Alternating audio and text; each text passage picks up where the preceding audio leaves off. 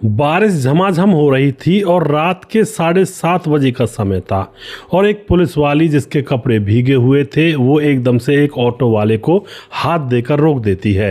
Auto जो चला रहा था वो सिर्फ 18 साल का लड़का था और वह लड़का तो उस पुलिस वाली के घर के पास ही रहा करता था, उसका पड़ोसी था।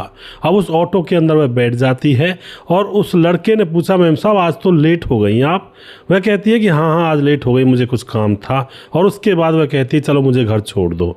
ऑटो वाला वह जो 18 साल का लड़का था उस महिला को बिठा करके ऑटो में उसके घर की तरफ ले जा रहा होता है। लेकिन बीच बीच में जब बातें हो रही थी तो वह लड़का देख रहा था कि पुलिस वाली की जबान लड़खड़ा रही है, यानी कि इसने शायद शराब वगैरह पी हुई है। जैसे ही ऑटो रिक्शा घर पर पहुंचने वाला था उससे पहले एक और शराब का ठेका पड़ता है, तो वहां पर पुलिस वाली ऑटो को रुकवाती है और कहती है कि एक बोतल शराब लेकर आ जाओ। लड़का शराब लेकर आ जाता है और उस पुलिस वाली को दे देता है और उसके बाद यह ऑटो सीधा पुलिस वाली के उस क्वार्टर पर रुकता है जहां पर उसको सरकार की तरफ से मिला हुआ था। और वहां जाकर जैसे ही ऑटो रुकता है तो पुलिस वाली उसमें से उतर रही होती है, लेकिन उसके पांव लड़खड़ा रहे थे। तो पड़ोस का लड़का था, वह कहता चलो जी मैं छोड़ देता हूं आपको अंदर तक, और उसका हाथ पकड़कर उस पुलिस वाली को वह अंदर की तरफ छोड़ने के लिए चला जाता है। लेकिन दोस्तों जैसे ही लड़का वापस आने लगता है तभी जो पुलिस वाली होती है वह एकदम से कहती है कि रुको एक मिनट। वह रुक जाता है, क्या बात है मैडम जी? और उसके बाद मैडम कहती है कि मेरे कपड़े भीग गए हैं और मैं सूखे जो कपड़े होते हैं उनको पहनना चाहती हूँ, और रुक जाओ थोड़ी देर, मुझे सूखे कपड़े पहना जाओ और उसके बाद मेरे कपड़ों को धो जाना। क्योंकि दोस्तों वह लड़का उसी के घर में कपड़े धोने के लिए भी आया करता था। अब तो लड़का खड़ा हो जाता है, कहता है मैडम ठीक है आप उतार दीजिए, और झटवे जाने लगता है वो वापस। लेकिन मैडम कहती है आप यहीं पर रुको, और उस लड़के के सामने अपने गीले कपड़े बदलने लगती है और सूखे कपड़े पहनने लगती है। लेकिन वह नशे में धुत थी, सूखे कपड़े पहन नहीं पा रही थी और कपड़े अभी पहने नहीं थे, बेड के पास खड़ी हुई थी। तभी वह कपड़े पहनने में एकदम चक्कर खाकर औंधे मुंह के बल बेड पर गिर जाती है।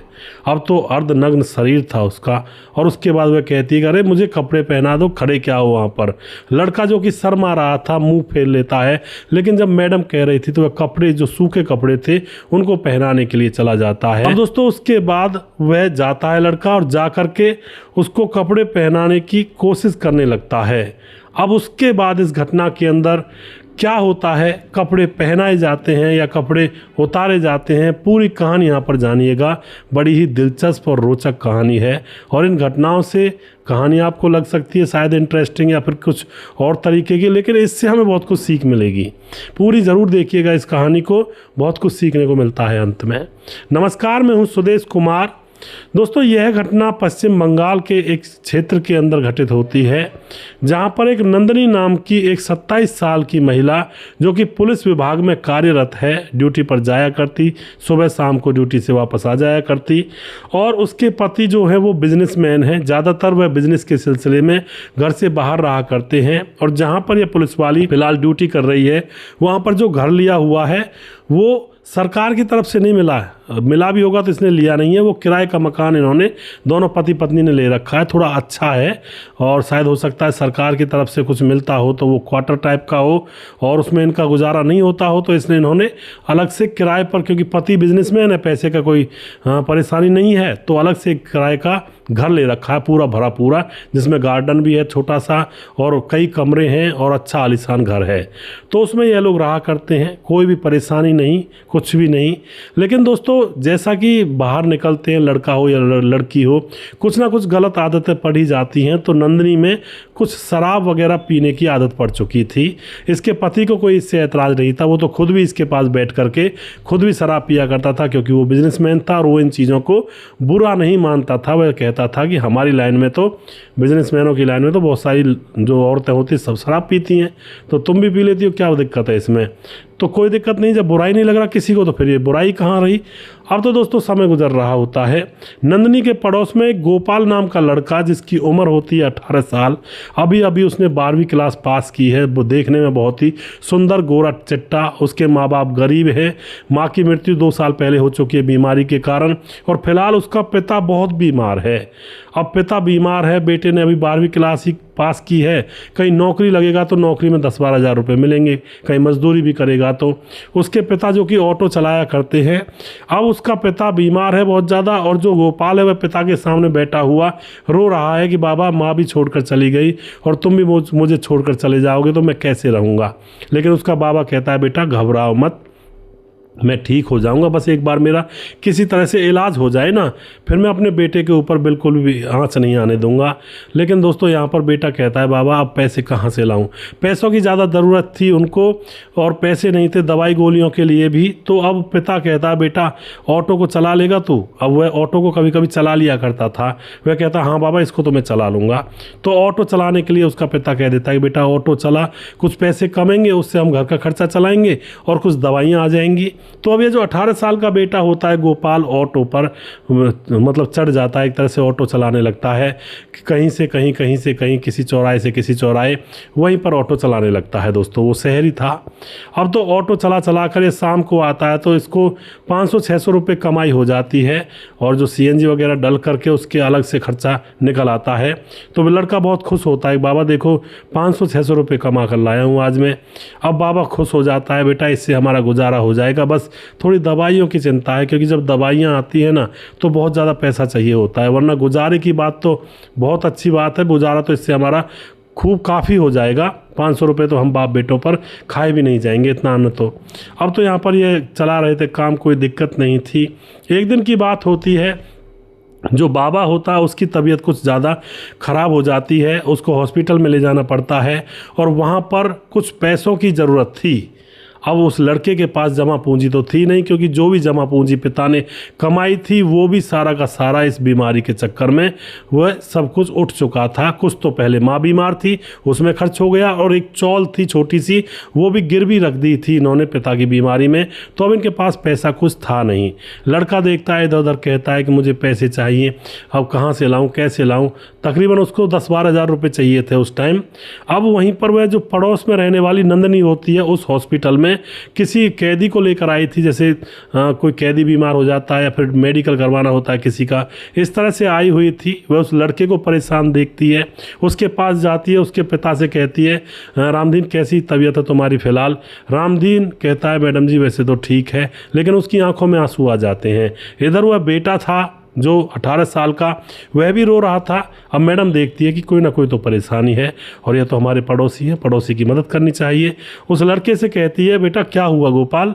गोपाल कहता मैडम जी पैसे नहीं है हमारे पास, 12 हज़ार रुपये मांगे हैं इन्होंने और कोई इलाज करेंगे उसके बाद, और मेरे पास तो कुछ भी नहीं है। अब तो इस महिला को इसके ऊपर दया आ जाती है और कहती है ठीक है तुम ऐसा करो मेरे साथ घर आओ, और वह उसको घर ले जाती है और वहाँ से कुछ पैसे नगद थे उसके पास, 20 हज़ार रुपये इस लड़के के हाथ पर दे देती है।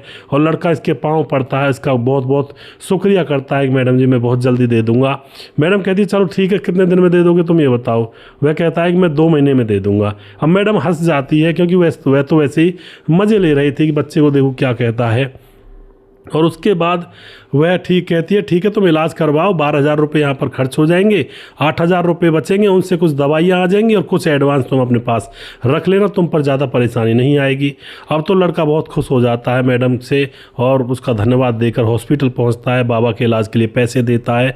उसके बाद इलाज होने के बाद बाबा घर आ जाता है और लड़का फ़िलहाल ऑटो चलाने लग जाता है।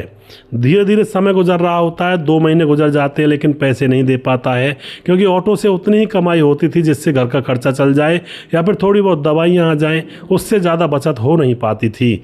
अब 6 महीने गुजर जाते हैं इसी तरह से, और फिर दोस्तों 6 महीने तक भी वो पुलिस वाली कुछ नहीं कहती है, क्योंकि उसने दया की थी, उसे पैसे ज़्यादा लेने नहीं थे उससे, उसने ये ऐसे मतलब मजाक किया था कि कब तक दोगे। अब वह मांग ही नहीं रही थी अपने पैसे। लेकिन दोस्तों उस महिला के अंदर एक शराब पीने की बड़ी बुरी लत थी। अब 6 महीने गुजरने के बाद एक दिन की बात है, जैसा कि मैंने आपको कहानी के स्टार्टिंग में बता दिया, बारिश हो रही थी और बारिश में भीगती हुई यह पुलिस वाली अब इस लड़के गोपाल के ऑटो को रुकवा देती है, उसमें बैठ जाती है और कहती है गोपाल चलो मुझे घर छोड़ दो। रास्ते में एक शराब की बोतल भी मंगवाती है और यह घर जाकर डगमगाई हुई सी उतरी थी, तो गोपाल इसको प्यार से मैडम मैं आपको छोड़ दूंगा अंदर तक, इसके हाथ पकड़ करके इसको अंदर ले जाता है। वहाँ जा कर के एकदम से यह कहने लगती है गोपाल रुको अभी और मेरे सूखे कपड़े मुझे पहना कर जाओ, और यह कपड़े जैसे पहन रही होती है तो बेड पर औंधे मुँह गिर जाती है और अर्धनग्न थी, आधे शरीर का हिस्सा दिखाई दे रहा था। और उसके बाद ये कहती है, अरे खड़े कहाँ हो बेवकूफ़, मुझे कपड़े पहना दो, मुझसे उठा नहीं जा रहा है। यह उसको कपड़े पहनाने के लिए जैसे जाता है, इतने में वह कह देती है, अरे रुको रुको, मैं अभी पहले नहाऊंगी तब मैं कपड़े पहनूंगी। और उसके बाद वह कहती है, ये ऊपर वाले कपड़े उतारो और मुझे बाथरूम तक ले चलो। उसके बाद लड़का उसको बाथरूम तक ले जाता है। निर्वस्त्र, एक भी शरीर पर कपड़ा नहीं था, और जा कर के बाथरूम में नहाने लगती है। उससे कहती है, मुझे अच्छी तरह से मेरी कमर का मैल जो होता है उसको छुड़ा दो। लड़का कांपते कांपते हाथों से इसको नहलाता है, क्योंकि ये नशे में धुत थी। और उसके बाद जैसे तैसे ये नहा लेती है, और उसके बाद ये लड़का इसके सारे कपड़े पहनाता है, अंडरगारमेंट तक इसको पहना देता है। और इसको कपड़े पहनाने के बाद इसके कमरे में जाकर बेड पर बिठा देता है और कहता है, मैडम अब मैं चलता हूँ। लेकिन दोस्तों, जैसे ही लड़का जाने लगता है, मैडम उसका हाथ पकड़ लेती है। लड़का घबरा जाता है, मैडम आप ये क्या कर रही हो। मैडम कहती है, मेरे पैसे कब देगा तू, क्योंकि नशे में थी ना, पैसे लेने होते तो पहले भी मांगती। लेकिन अब उसके मन में कुछ अलग विचार चल रहे थे, और उन विचारों को पैसे के बहाने से वह व्यक्त करना चाह रही थी। कहती है, मेरे पैसे कब देगा तू। लड़का कहता है, मैडम जी दे दूंगा मैं, कमा कमा कर, आप चिंता मत करिए, आपके पैसे आपके पास आ जाएंगे। इतने में ही हाथ पकड़कर अपने पास खींचकर बिठा लेती है और कहती है कि तुम अगर चाहो तो तुम्हारे पैसे माफ़ हो सकते हैं। लड़के को कुछ समझ में नहीं आता है, हालांकि समझ में तो आ रहा था अंदर ही अंदर, लेकिन ऊपर बहाना बना रहा था, मतलब ना समझने का नाटक कर रहा था। कहता है, मैडम क्या करना होगा, क्या बात है, कैसे पैसे माफ़ हो जाएंगे। मैडम कहती है कि तुम आज रात मेरे साथ यहीं पर रुक जाओ और मेरे साथ संबंध बनाओ, और मैं तुम्हारे सारे पैसे माफ़ कर दूंगी। अब लड़का पहले उसके तन बदन को देख चुका था, कुछ ना कुछ जो कहते हैं ना, जीवाणु उसके अंदर भी उबल रहे थे। वह देखता है, चुपचाप नीचे सर झुका लेता है। इतने में मैडम समझ जाती है कि इसकी हामी है। और उसके बाद दोस्तों, यहाँ पर उस कमरे के अंदर लगातार 1 घंटे तक वासना का खेल चलता है। और 1 घंटा होने के बाद जब सारा मामला शांत हो जाता है, तो महिला उसके हाथ पर 5,000 रुपये और रख देती है और कहती है कि तुम्हें पैसे देने की कोई ज़रूरत नहीं है, बस तुम मेरे पास आते रहना जब मैं तुम्हें बुलाऊं। अब लड़के को तो चस्का लग चुका था कि यार 20,000 रुपये 1 घंटे में उतार दिए मैंने, और ऊपर से 5,000 रुपये अलग से कमा लिए, और ऊपर से आज मुझे ज़िंदगी का नया अनुभव मिला है इस काम का। तो वह बड़ा खुश हो जाता है और कहता है, मैडम जी ठीक है, और अब मैं घर जाता हूँ क्योंकि बाबा अकेले हैं। तो वह 1 घंटे के बाद वो अपने घर चला जाता है।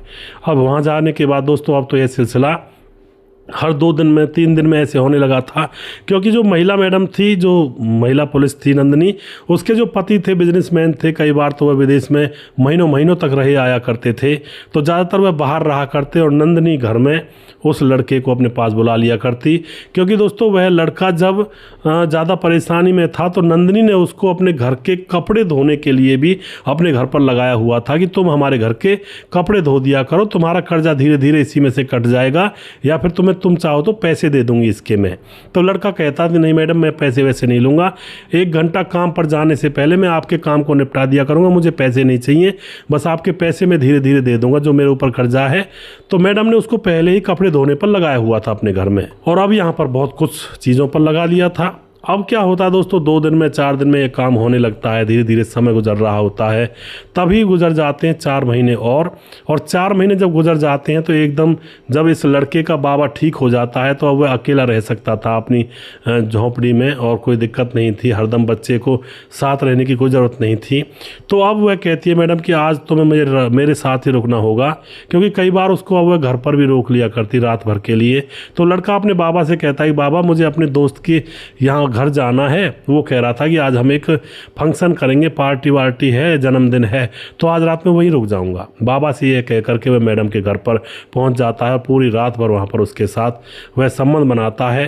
सुबह की 4 बजे की फ्लाइट से मैडम का पति आ चुका था उस शहर में, और वह पत्नी को सरप्राइज देने के बहाने चुपचाप घर पर आ जाता है और एकदम से दूसरी चाबी से दरवाज़ा खोलता है, बेडरूम के अंदर जाता है, देखता है उसकी मैडम और पड़ोस का वह लड़का निर्वस्त्र बेड पर लेटे हुए एक दूसरे से चिपक कर सो रहे हैं।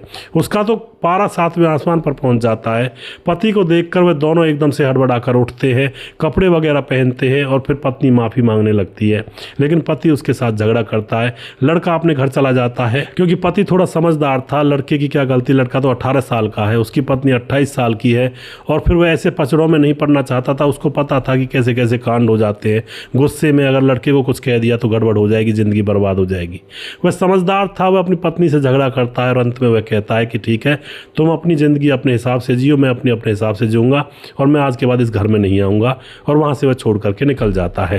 अब जो मैडम थी पुलिस वाली, उसको भी ज़्यादा किसी की ज़रूरत तो थी नहीं भाई, सैलरी आ रही थी अच्छी वाली और घर रहने के लिए था और साथ में रहने के लिए लड़का था, तो ज़्यादा उसको भी मोह नहीं था अपने पति से, क्योंकि वह ज़्यादातर तो दूर ही रहा करता था। अब उसके बाद पति आता नहीं है। अब जो ये पत्नी है दोबारा से अपने पास उस लड़के को बुला लिया करती है और इसी तरह से मामला चल रहा होता है।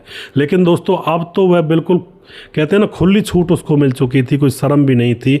लड़के को दिन में भी बुलाती 3-3 बार, रात को भी अपने साथ सुला लिया करती और लड़के के साथ बहुत ज़्यादा अब जाती होने लगती है, क्योंकि दिन में 6-6 बार उसको अपने पास बुलाती, 7-7 बार। अब लड़के की हालत ख़राब होने लगती है, क्योंकि अभी उसके अंदर अभी वो बच्चा ही था, 18 साल का था। उसकी हालत इतनी ख़राब हो जाती है कि लड़के का मन बिल्कुल ऊब जाता है इस काम से। वह एकांत में रहना चाहता है कि किसी तरह से मेरा यह पीछा छोड़ दे, यह चुड़ैल, और उसके बाद मैं ज़िंदगी शान से और आराम से काटूँ। दोस्तों किसी भी चीज़ की अगर अति हो जाती है ना, फिर उसी के ऊपर गुजरती है। जो इंसान के ऊपर अति होती है उसके ऊपर जब गुजरती है तो उसी को पता चलता है, वरना उससे पहले तो ऐसा लगता है लोगों को कि भाई मज़े आ रहे हैं। लेकिन अब अति हो चुकी थी, लड़का परेशान हो चुका था। लड़का मना करने लगता है कि मैडम अब मैं नहीं आऊँगा, मेरे बस का नहीं है। लेकिन दोस्तों मैडम उससे कहती है कि तू मेरे पास नहीं आएगा ना, तेरी वजह से मेरा पति मुझसे दूर हो गया है, अब तू मेरे पास नहीं आएगा तो मैं तेरे ऊपर रेप का केस लगा दूंगी और उसके बाद देखूंगी तू कैसे नहीं आता है। अब तो दोस्तों यह देख करके लड़का डर जाता है। फिर 2-3 महीने तक लगातार उसके पास जाता रहता है। लेकिन अब लड़का बिल्कुल थक चुका था और लड़के के मन में एक ऐसा विचार आता है जो कि बहुत गलत था, नहीं आना चाहिए था। यह बात उसको जाकर कहीं बतानी चाहिए थी। लड़का क्या करता है, अब लड़का उसके पास जैसे जाता है तो अपने साथ कहीं से चूहे मारने की दवाई ले गया था, और वो भी भयंकर वाली जो असरदार होती है। और जाकर जैसे उसकी जो पुलिस वाली थी शराब वगैरह पी रही थी, तो आधी वह नशे में धुत हो जाया करती, उसको होश नहीं रहा करता, तभी उसके गिलास में उसको मिला देता है चूहे मारने की दवाई को, धीरे धीरे थोड़ी थोड़ी, जिससे पता ना लगे। 4-5 पैग में वो सारी दवाई को मिला देता है धीरे धीरे, और उस पुलिस वाली को भी पता नहीं चलता है। और दोस्तों उसके बाद अब वह पुलिस वाली मुंह से झाग देने लगती है और फिर लड़का वहाँ से फरार हो जाता है। और उसको कोई हॉस्पिटल ले जाने वाला था ही नहीं, और ना ही किसी पर वह फ़ोन कर सकती थी, क्योंकि नशे में धुत थी। पड़ी वहीं पर तड़प तड़प कर मर जाती है। सुबह होती है, जो काम करने वाली आती है वह देखती है मैडम मरी पड़ी है। पुलिस के पास फ़ोन किया जाता है, पुलिस आती है, क्योंकि पुलिस विभाग से ही वो थी। छानबीन की जाती है कि इसकी बड़ा अचंभे की बात थी, और सीसीटीवी कैमरा देखा जाता है तो वह लड़का निकलता हुआ आता हुआ उनको नज़र आता है। उसको पकड़ा जाता है, पूछा जाता है, वो बताता है कि साहब मेरा कसूर तो नहीं है, लेकिन अब मुझे जेल में तो रहना ही पड़ेगा, क्योंकि मैंने गलत किया है। मेरे पीछे पड़ गई थी ये महिला, मेरे पीछे इतना पड़ गई थी कि मेरा चैन, सुकून, रात की नींद, दिन का चैन, सब कुछ ख़त्म हो गया था। और रात दिन मुझे अपने पास ही बुला कर रखती थी, और मुझे आंखों से दिखाई भी कम देने लगा था। इसलिए मजबूर होकर इससे पीछा छुड़ाने के लिए गुस्से में आकर मैंने इसको जहर दे दिया। अब यह बात दोस्तों जब पता ही लग जाती है तो उसको जेल में डाला जाता है, क्योंकि बालिग है वो, 18 साल से ऊपर है, और वह जेल में रहेगा ज़िंदगी भर। महिला मैडम की मौत हो चुकी है, पति अपने रास्ते जा चुका है, और जो बाप है लड़के का वो अब अकेला रहेगा अपने घर में, ना उसकी पत्नी है, एक बेटा सहारा था, वो अब जेल में चला गया। तो ये होता है अवैध संबंधों का परिणाम। दोस्तों मैंने शुरुआत में कहा था कि इस कहानी को पूरा सुनिएगा, आपको यहाँ से कुछ ना कुछ सीखने को ज़रूर मिलेगा। तो इससे सीखने को ये मिलता है, कई बार कम उम्र के जो बच्चे होते हैं किसी महिला के बहकावे में आ जाते हैं, उसके साथ इस तरह के संबंधों में हो जाते हैं, तो ये चीज़ें बहुत ही खतरनाक साबित हो सकती हैं बाद में। अगर किसी के साथ ऐसा हो रहा हो, या फिर कोई अगर ज़बरदस्ती कर रही हो महिला, तो पुलिस में जाएँ सीधा, या फिर अपने घर वालों को बताएँ और मोहल्ले वालों को बता दें अगर ज़्यादा ही परेशानी हो रही है तो दोस्तों ऐसा ना करें। उसने जहर मिला करके महिला की तो जान ले ली, लेकिन अपनी भी ज़िंदगी ख़राब कर ली। वो ज़िंदगी भर जेल में रहेगा, क्या जीवन है उसका, उसने देखा ही क्या था। देखा जब इतना देखा, लेकिन अब तो ज़िंदगी भर ऐसे ही रहेगा। तो सावधान ज़रूर रहें। अवैध रिश्तों का प्यार पहले पहले बड़ा मीठा लगता है, लेकिन ये बहुत कड़वा होता है। इससे बचें, इससे सावधान रहें, ज़िंदगियाँ ख़राब हो जाती हैं। दोस्तों वीडियो के लास्ट में कुछ भाइयों के नाम जरूर लेना चाहूँगा जो हमारे वीडियोज़ को देखते हैं। हमारे साथ राम मोहम्मद यासीन लाहौर पाकिस्तान से, जो कि हमारे वीडियोज़ को लगातार देखते हैं। उसके बाद हमारे साथ राधेश्याम शर्मा सिरसी जयपुर राजस्थान से लगातार हमारे वीडियोज़ को देखते हैं। राधेश्याम शर्मा सिरसी जयपुर राजस्थान से मैं कह ही चुका हूँ। और उसके बाद राजकिशोर चौरसिया महाबलेश्वर महाराष्ट्र से हैं, जो कि हमारे वीडियोज़ को लगातार देखते हैं। हैं और हमें खूब सपोर्ट करते हैं। सुशील चौधरी हमारे भाई लगातार हमारे वीडियोज़ को देखते हैं और खूब ही हमें अपना आशीर्वाद देते हैं। भाई का बहुत बहुत धन्यवाद करता हूँ। और उसके बाद हमारे साथ हैं भीमदत्त जोशी हैं हमारे साथ, अमित पटेल भाई साहब बिहार बेलवा गांव से, मोतिहारी जिला से हैं। और उसके बाद समाधान पाटिल भाई साहब बहुत अच्छी कहानी सुनाते हो समाधान पाटिल। सिक्रम कुमार ग्राम बेलवा जिला मोतिहारी से कमेंट करते हैं। रतन लाल शर्मा कमेंट करते हैं, नमस्कार भाई साहब को बहुत अच्छी कहानी होती हैं। राजेंद्र धेरू कमेंट करते हैं, सुदेश भाई राम राम, इन भाई ने बहुत अच्छा किया क्योंकि यह मरने के काबिल थे। और उसके बाद हमारे साथ राधे राधे जी यूपी 83 से, मुकेश कुमार यूपी 83 से हैं। प्रवीण बघेल शिवपुरी से हैं। सुजीत कुमार कमेंट करते हैं। सूरज डीओ कमेंट करते हैं, कुछ लोगों में इंसानियत नहीं होती जी, बिल्कुल। फिजी से कमेंट करते हैं। सुजीत कुमार कमेंट करते हैं। उसके बाद प्रवीण बघेल शिवपुरी से हैं। रजत सैनी कमेंट करते हैं। और उसके बाद हमारे साथ दुर्योधन भाई कमेंट करते हैं और मोनू जैन कमेंट करते हैं। और उसके बाद राम गोसाई हमारे भाई लगातार कमेंट कर रहे हैं। और कुछ भाई और हैं हमारे जो कि लगातार हमारे साथ बने रहते हैं, उनका नाम मैं अगले वीडियो में ज़रूर लूँगा क्योंकि यह वीडियो बहुत ज़्यादा बड़ा हो गया दोस्तों। अगला वीडियो बहुत जल्दी फिर से लेकर आऊँगा, तब तक आप खुश रहें, सावधान रहें। जय हिंद, जय भारत।